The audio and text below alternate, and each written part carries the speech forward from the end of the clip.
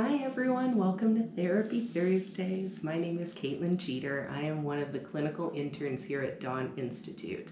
I'm also a parent of a child with Down syndrome, and my topic today is going to be how we can care for ourselves and for others when we are parents of children with disabilities. So if you're like me, you've probably heard a lot of talks about the importance of self-care. And that is the topic that I'm going to touch on today, but this is not your typical self-care talk. So hang in there with me and hear me out. If you have had this experience of talking with other therapists or other professionals about your role as a parent of a child with disabilities, you've probably heard the concept of self-care come up. That idea of we need to be able to step away, take some time for ourselves.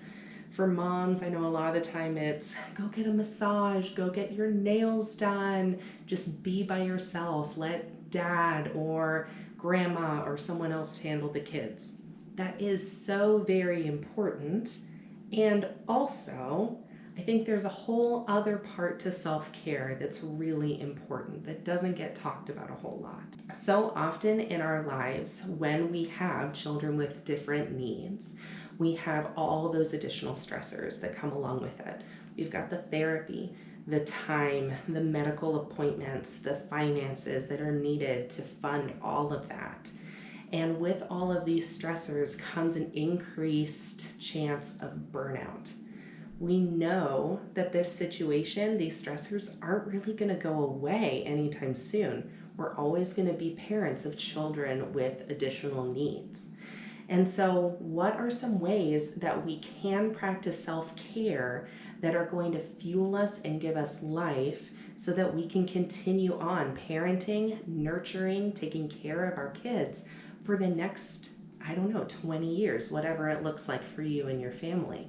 How do we continue to fuel ourselves so we can come back, engage, and intentionally parent our kids?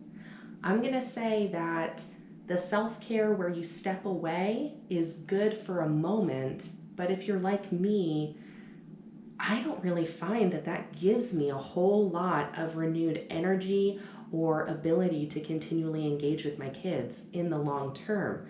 I find that it satisfies or fuels me for a little bit, but it just has always had something lacking for me. So I started exploring this idea of self-care and what it could look like if we took a different stance. I'm gonna throw an idea out there that's a little different in that sometimes it's not the removal from others, but it's the leaning into relationships that really provides us with the life-giving self-care that we need. So what that means is that we actually need to lean into relationships more than we need to withdraw from them. Sometimes when we're in the mix of parenting and handling all the therapies and all of the things, sometimes we just want a minute to ourselves, have some space to breathe, and that is so, so good for a short period of time. But what would it look like if we fostered some relationships that are energizing, that are life-giving, renewing to our parent spirits, so we can continue to step into hard places of what life looks like when you're parenting a child with disabilities? So what I mean by this is finding some balance in those relationships that we have with ourselves, that time we need alone, finding some balance in the relationship we have with our child or children with disabilities, balance with the relationships we have maybe with our typical children, balance in relationships with our significant others, our spouses, or balance in our friendships. Now, relational balance, if you're like me, is very challenging when we have one relationship, the one with our child with disabilities, that requires so much of our time, our energy, and our focus. It's really hard to spread that focus and that weight out just from that one relationship and into our other ones. But what would it look like if we decided I need to spend some time just with my spouse, just with my significant other, and not have my child with disabilities be the focus of that time? I need to spend some time with my friend, just as a friend, not as a mom with a child with special needs. What would that look like if we got to free up some space in our lives to engage in those relationships where disability is not the center of that? I think that this could really foster a lot of energy in our lives, energy in ourselves, that you are not only the parent of the child with special needs or parent of the child with disabilities, but you are also a husband, you are also a wife, you are also a girlfriend, a boyfriend, a fiance, a friend, an aunt, a mother to a typical child. What would that look like if we got to spend more of our time focusing on those roles that we have in others' lives? And how would that fuel us to be able to come back into that space of being the parent of a child with disabilities and re-engage in therapy, re-engage in the medical appointment, knowing that this is not all of who I am and this is not all of what I need in my life? I would ask that you think about how much of my time am I focusing on my child with disabilities, and how much of my time am I using to engage in these other relationships that I have.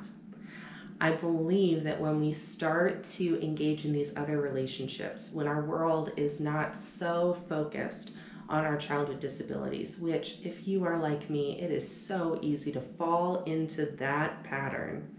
When we're able to kind of get out of that, we're able to focus on these other relationships that we have. At least for me, I feel so much more centered. I feel so much more balanced.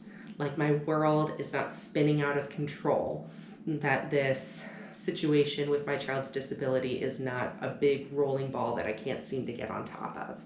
It is so much more helpful to me when I can go and I can sit with a friend and just be with that friend.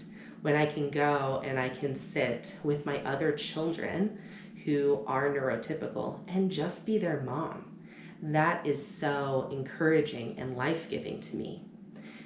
I think that this also provides us with some space and some ability to just sit with our child with disabilities and just focus on being their parent. Just be their mom, just be their dad. Take that therapist hat off for a minute, the physical therapist, the speech therapist, the medical coordinator, the advocate, whatever it is, and just sit and be their parent. Just sit in that one role for a minute and see how that balance feels.